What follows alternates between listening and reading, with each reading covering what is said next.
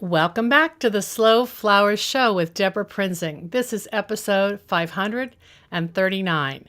It's the final video episode of 2021, and you are in for a treat.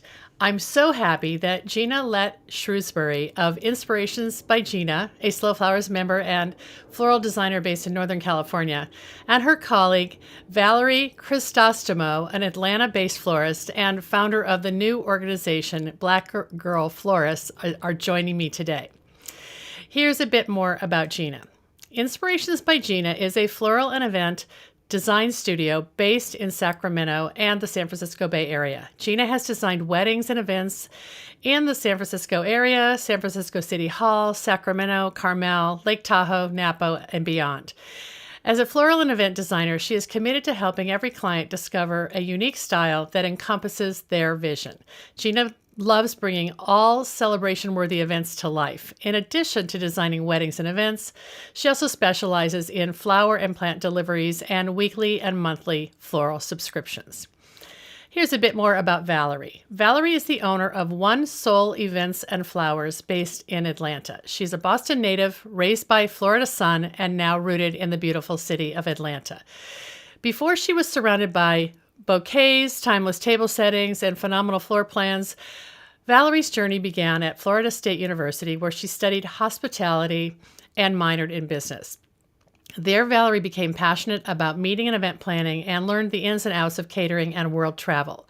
One Soul Events and Flowers is a floral wedding and event planning company that strives to produce stunning events through sophisticated planning. Early in 2021, Valerie's vision for creating community and nurturing other Black female florists led to the creation of Black Girl Florist. Black Girl Florist was created to support and celebrate Black women in floristry. In this nurturing community, members support each other's businesses and encourage each other's talents, all while connecting with other Black women florists. It's a very special place to celebrate and support Black women-owned businesses in the floral industry, and we at Slow Flowers are so excited to support Black Girl Florists. Let's jump right in and learn more from these two talented women. I'll share our sponsor thank yous at the end of the show. Welcome back to the Slow Flowers podcast and vodcast with Deborah Prinzing, and I'm so excited today to have two beautiful guests that we're seeing each other through Zoom. And we're in for a really great show today. I want to introduce Gina Lett Shrewsberry of Inspirations by Gina. Hi, Gina. Hi. Coming to us from her studio in Northern California. And all the way across the country, I want to introduce Valerie Crisostomo of Black Girl Florists.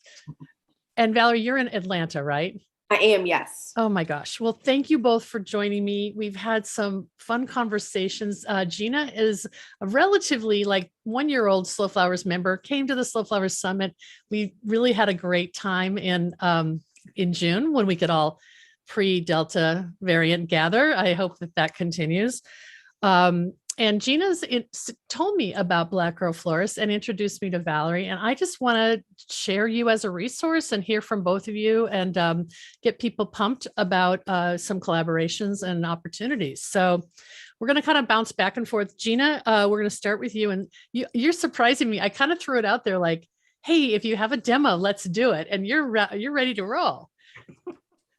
Well, I've been on TV a couple times, so I'm... You have. Let's talk local about that. TV, yes, local TV. I've seen that. Okay, so give us a snapshot of Inspirations by Gina, and I might pop up your website while we're talking a little bit before you start designing. So give us what's your elevator pitch? How do you describe your studio? Well, Inspirations by Gina is a full service floral and event design studio. And we're based in Northern California, and our specialty is intimate weddings, city hall weddings, and we also pride ourselves on eco-friendly repurposing events. And what I mean by eco-friendly is we try to shop California grown, local grown flowers and foliage, and then we like to repurpose the event as much as possible. Because Right. we hate to So, see flowers just, tossed to the side and then, move on to the next event. We like to extend the life and the beauty of the flowers. wow. Wow. Well, this is just a little bit of the, I guess the highlights on your website of past, are these past weddings, or I guess they're actually Yes, services? yes, Okay. yes. And it's a brand new website too. It just, I love it. thank you. Okay. So what is the significance of the hummingbird on your logo? Well, the hummingbird, in Native American culture, it has to do with, as I was told, it has to do with honoring your ancestors and your Mm, ancestors speaking to you. mm, And how the hummingbird came to me was back in 2014, my mother passed away. And it was a very traumatic experience. And 3 weeks later, her sister, my aunt, passed away. So the wow. holidays weren't, Yeah. yeah, it wasn't the greatest holiday season back in 2014. And I remember I was looking out the kitchen window and I was doing dishes. I had just found out my aunt had passed away. And it was raining hard. And this is weird, but two hummingbirds were flying together.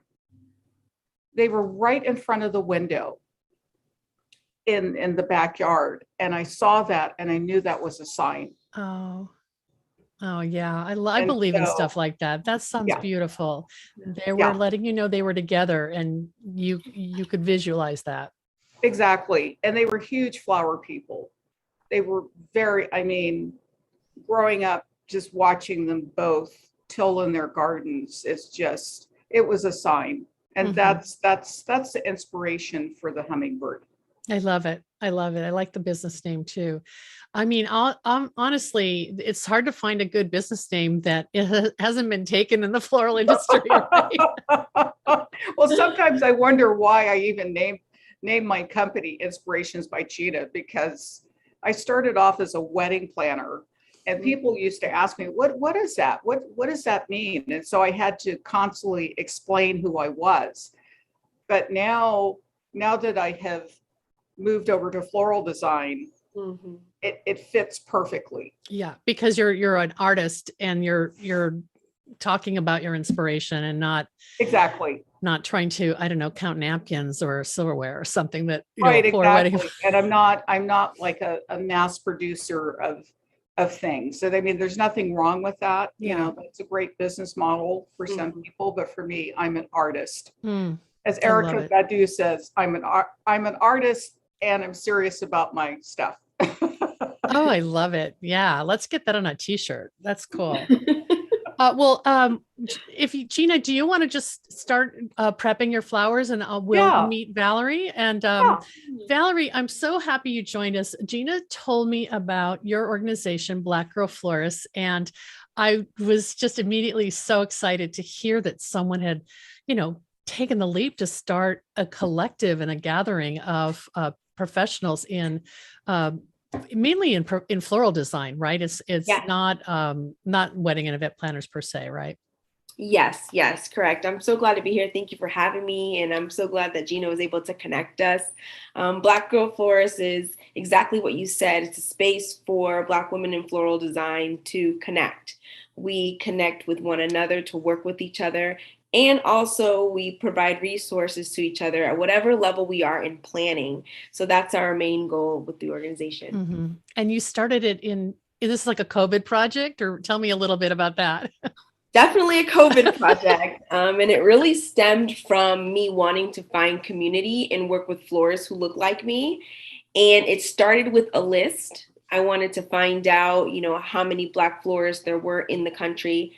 As of right now, or when I started my research, there were about 400 registered Black florists with regards to their businesses. Hmm. And about 150 of the florists were men, and about 250, which is now closer to 300-ish, is primarily Black women in the Hmm. industry. And Hmm. it has been amazing. I mean, we started this time last year and launched in January of 2021, and it has grown tremendously. Oh my It's been goodness. amazing. I'm going to pop up your website while we're talking. I have so many questions because I feel like we've probably walked the same path with trying to start an organization that is, trying to get people to come into the big tent and, view that, I guess, that collaboration over competition. Exactly. Or what is it? Cooperation over competition. That sort of idea that you might be competitors, but you can be peers too. Exactly. Community over collaboration. And that's one of our pillars. And it's very important because we all know flowers are perishable, meaning that you got to work with them when you have them, take care of them, because they're literally here today and gone tomorrow, much like us. So I encourage all of us to work together and connect with one another, because that's essentially our legacy. Right. Being able to leave behind our skills and talents with the people that come behind us. And it can be a little challenging, but once you're open and you understand that we need each other more than we think, that's when the magic starts to happen. That's when you start to expand and grow, when you start to connect with other people in your industry. Well, I mean, the magic is, look at all these wonderful businesses that you've brought together. And most people don't have the chance to really meet in person, either because of COVID or just distances. Boy, you've got a lot in California, and there's Inspirations by Gina right there. Gina, are you like one of the original members? Yes, I am. How did you jumped on board as soon as I heard about it. How did you find out about Valerie? I don't even remember. I think I emailed you. It might have been Facebook. I have no idea. Maybe another member told me about it. Mm-hmm. All I know is that we connected, and Valerie can't get rid of me. Hey, you all need a lot of Ginas in just sort of getting that support, because this is a big endeavor of trying to wrangle all these individual creatives who, have their own opinions and all, right? Oh, yes. But the primary reason is to provide resources to each other and to one another, and to make connections. And I feel like Gina truly encompasses that. The knowledge that she shares and the resources she shares in the group is what we're about. Because for me, I consider myself a facilitator. Although I am the president of the organization, I am someone who is constantly connecting the florists to one another, depending on what they need and what they're looking for. Mm-hmm. So what kind of things are people looking for? Just like business advice, or resources like how to find a particular type of vase, or freelancers? Like, is it all of the above? All of the above, mainly freelance assistance. So connecting and working with other florists for their large events, and information about pricing and mechanics, and how to build and grow and sustain a business. So we don't necessarily provide formal floral classes. We will connect you with another florist who provides those floral classes. So our take and our perspective is in growing and building businesses. So helping you understand your books, helping you understand your niche, helping you understand your identity in this organization, all the while understanding your background as a Black woman in this country. Wow, I love it. Can we talk a little bit about your path, Valerie? Like, what led you to this life in flowers in your own life? Because obviously you have a background in floristry, right? Actually, I don't have a background in floristry, which is really interesting. My background I'm basically an event planner by trade. So I've been planning with One Soul Events, my own business, for about 6 years now. And one of my clients needed assistance with her flowers. So I helped her with her flowers for her wedding, her personal flowers.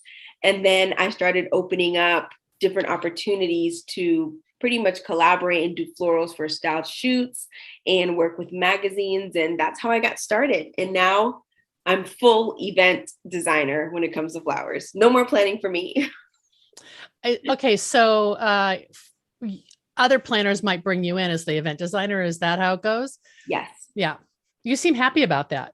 Yes, I am. I'm very, very happy, because for a long time, let's say maybe 3 to 5 years, I was balancing both, doing event planning and florals.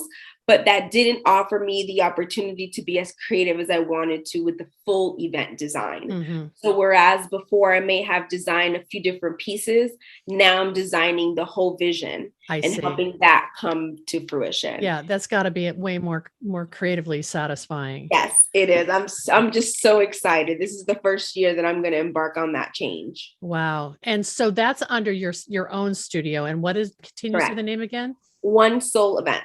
Okay. And that's in Atlanta. Yes.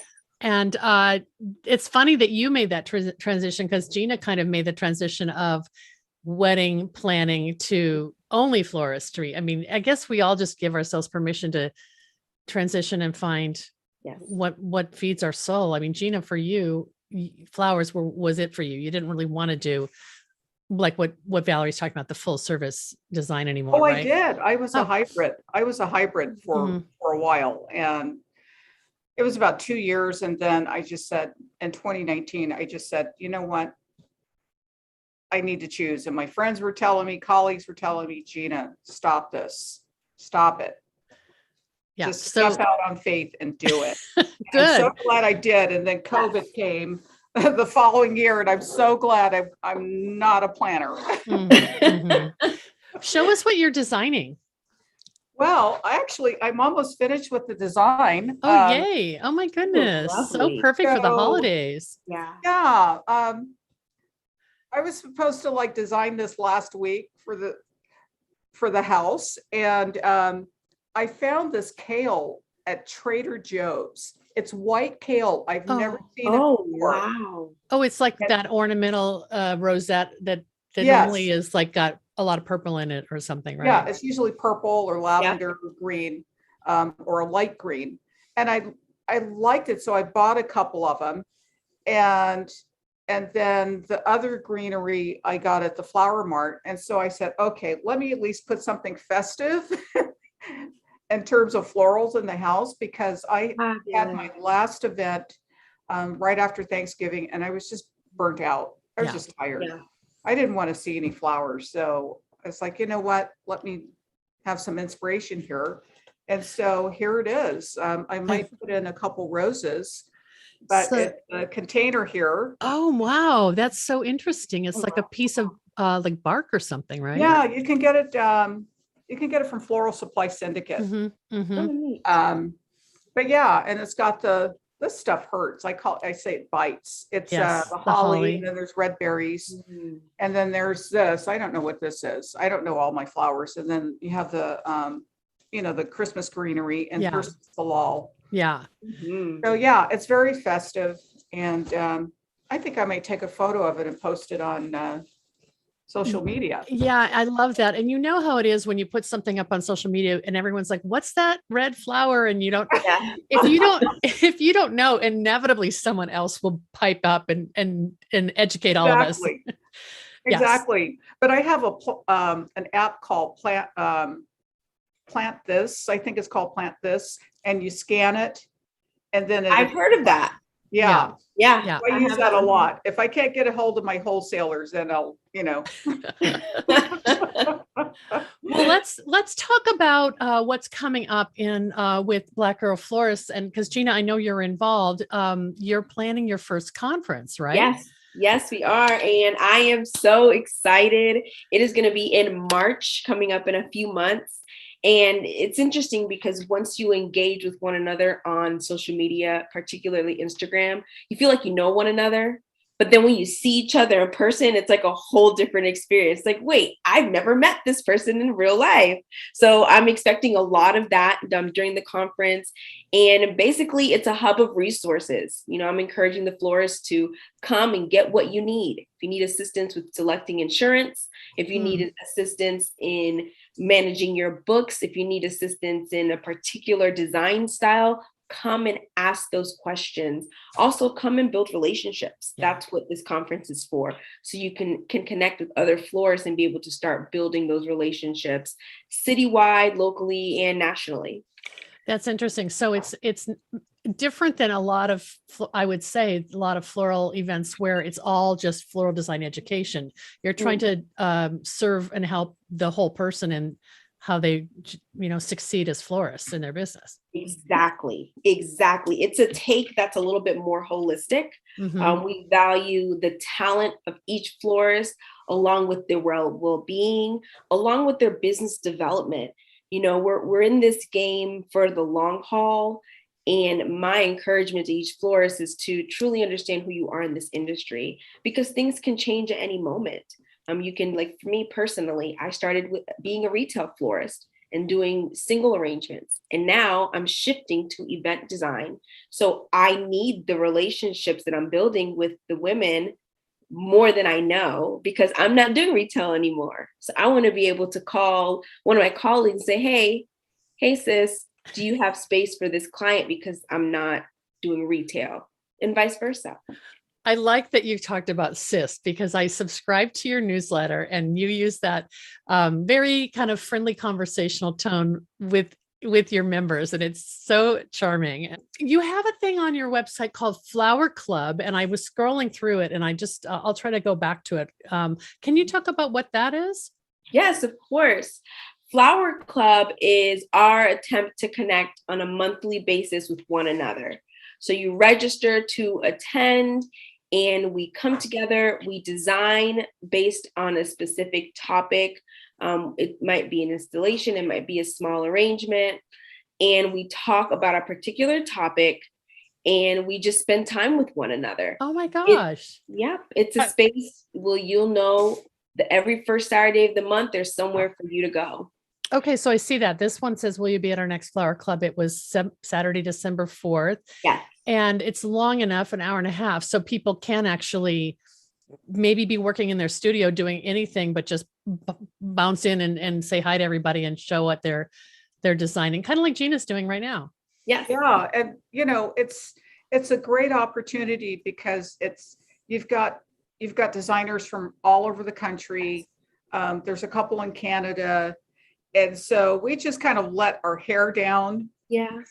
It's like those old school. I'm dating myself, but it's those old school coffee clutches they used to have back in the day, the housewives did. I love it. We just, and Valerie has an agenda, and she presents an agenda, and then we kind of feed off of each other, and we're just really, we support each other, we uplift each other, and it's just everybody leaves their attitudes at the door, and it's not a wine and cheese party, as I call it. Yeah. It's more of, hey, I've got a problem, help me solve it. That's awesome. That's really great. So with the themes, are they generally have a design component, but then people get off on their own sort of tangents, probably, of questions they might have and want to throw out to the group. Like you were saying about business advice, that sort of thing. Yes. So we typically have one question that we discuss, but the florists pretty much share what is on their heart, what they, want to get some more insight on. It really is a special place of authenticity where we can truly come together and ask questions that we may ask ourselves when we're not in the company of one another. Like, am I fair by charging this amount? Can I actually work with this florist? Hey, what are these flowers, or what pairs well with this type of design? Or have you done a design like this? Or when you reserve a crane, what type of insurance do you use? It really allows us to just come together and be open with each other. I love it. That's so empowering too, for just that sense that there's no bad question, there's no dumb question. Everybody wants to support each other, and that seems like that's back to your mission of supporting one another in this industry.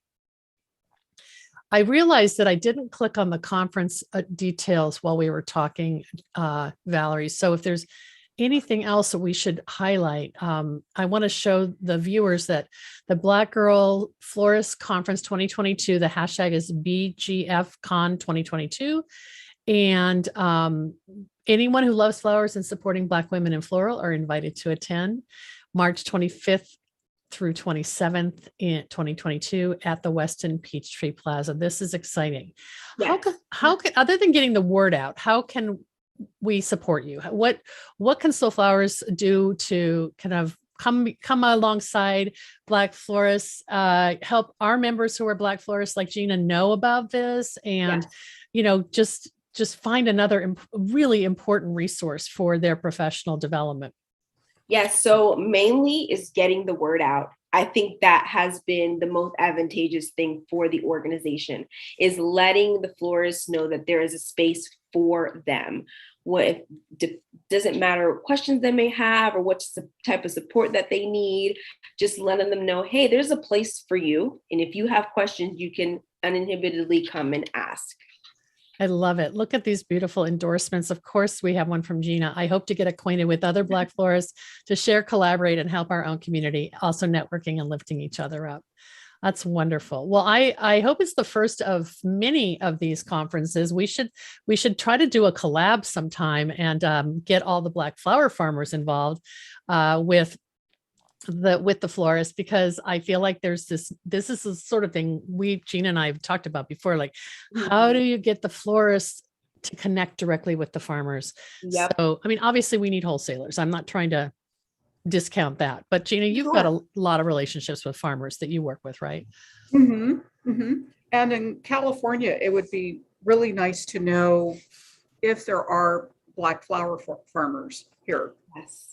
I don't know of any. I know of Black farmers, but not, strictly flowers. So it'd be nice to, lend my support, but not to take away from the big wholesalers, because they treat they treat me extra nice. So yeah. No, mine too. I completely agree. My wholesaler, in case they're watching this, no, I love you. I love you. No, I wasn't trying to put you in that corner. Yeah. What were you going to say, Valerie? My wholesaler is fantastic. I really love working with them as a company. They're amazing. My independent, the person who sells me my flowers is great. I just think that the more resources you have, the better off you are to managing your business. And I think that every company has their role depending on the project. And it would be great to connect with some local farmers to help us understand, what type of product we'll actually need depending on the project. Whether it's a full-size wedding or it's a couple of one-off arrangements, I feel like whether it's a wholesaler or a flower farmer, there's space for everyone. Well, I have a little gift for both of you. I'm working on the book Black Flora with Terry Spate, our author. And as it turns out, there is a wonderful Black flower farmer in Merced, in sort of like by Yosemite. Her farm is called Yosemite Flower Farm. How far is that from you, Gina? Probably about 2 hours. Yeah. That's good to know. I'll introduce you. Her name is Natasha Graham. That's great. And yeah. And so, I think she's maybe only in her second year growing, dahlias in like high, in interior California, where the weather is not that, kind to dahlias. So she's in the book. And then a flower farmer in Atlanta named Whitney J, who owns I think it's called Sunbird. Sunbird Flowers is also a local flower farmer in Atlanta. I don't know if she sells direct to florists though, Valerie. So okay. But I'd love to connect you. Sometimes the smaller farmers make their best revenue selling direct to consumers. So, we want to encourage them to, but they need to find, they want to connect with professional florists. They just sometimes don't know how to do that. Yeah. Yeah. How to sell direct.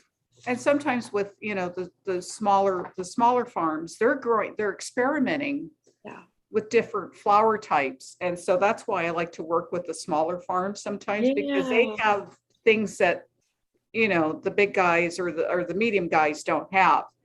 Especially when it comes to dahlias, because they like get a couple, the farmers swap seeds among each other. They'll get a big lot and then they'll like, oh, I'm just experimenting with this year.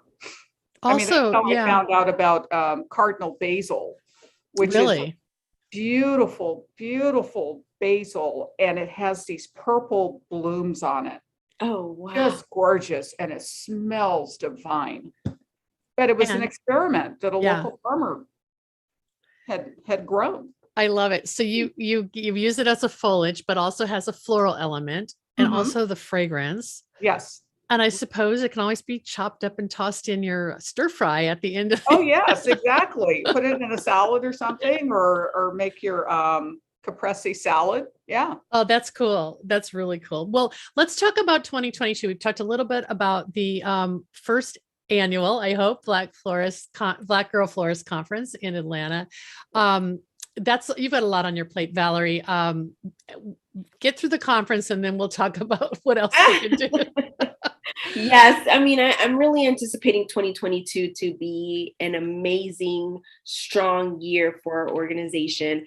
We are going to expand in so many different ways, and mainly because we have to. The florists are really looking for this type of support. So it's going to be a pretty big year. Oh, that's great. I'm so excited for you. And I thank you for sharing your beginnings with us. And hopefully we'll do this again. And Definitely. Gina, I know, is cooking up some really cool venue collaborations. And Gina, what kind of downtime do you have before your next wedding? I'm sure you're meeting with clients right now and writing proposals. Yeah, the inquiries are coming in, so I'm vetting the inquiries, getting contracts out. Actually, my first wedding is in May at this point, but I get a lot of last minute stuff, so I'm not really sweating it. I'm still doing the flower deliveries. I've got one coming up in a couple days, and so that's why I was kind of experimenting with this, because I think this is going to be the prototype for what I send out. It's a perfect, yeah. Well, and also the city hall weddings, sometimes those are rather last minute, right? They're really last minute. And I think everybody's still kind of like, city hall is open, but they're not sure, especially with the larger scale events. And so there's kind of like we'll wait and see. Yeah. But I know I've got a couple weddings there next year. So for me, I think 2022 is going to be a bumper crop year. Not just with events, but just my personal growth and the growth of the business. I see a lot of opportunities coming my way. I'm going to do a lot of traveling. Yes. I'm going to the Black Girl Florist Conference.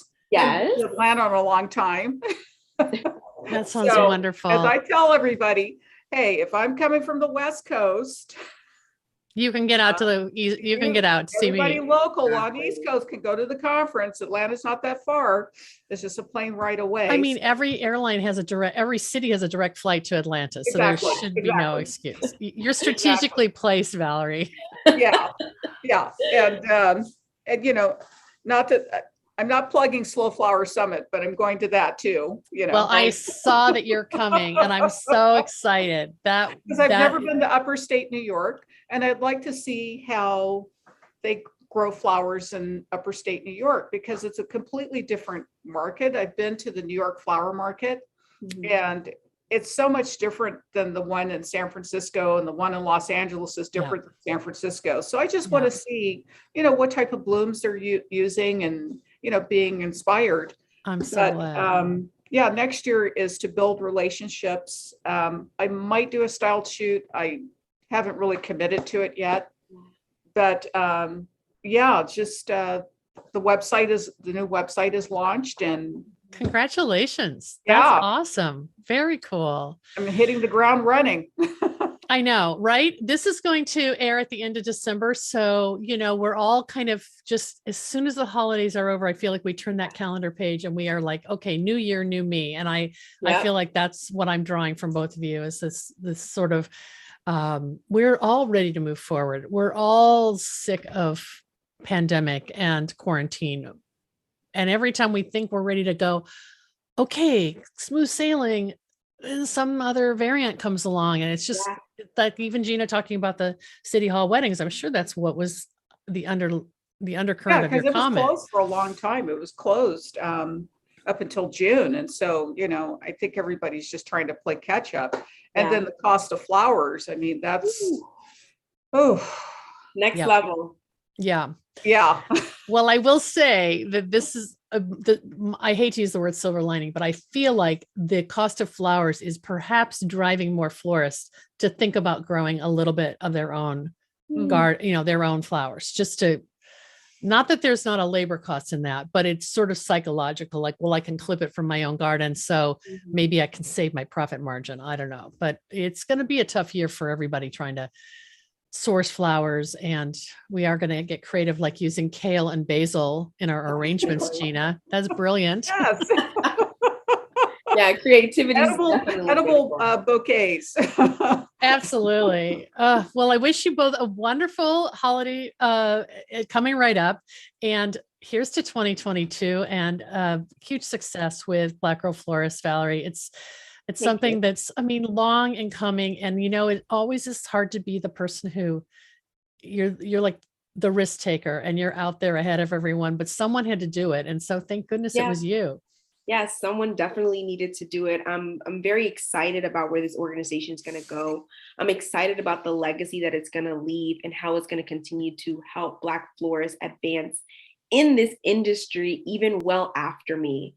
I take great comfort being able to build relationships with florists who have inherited flower shops from their families, or who have a long history of florists in their families and want to continue to expand beyond that in their generation. So we're here to support that. And I'm just as excited as you are.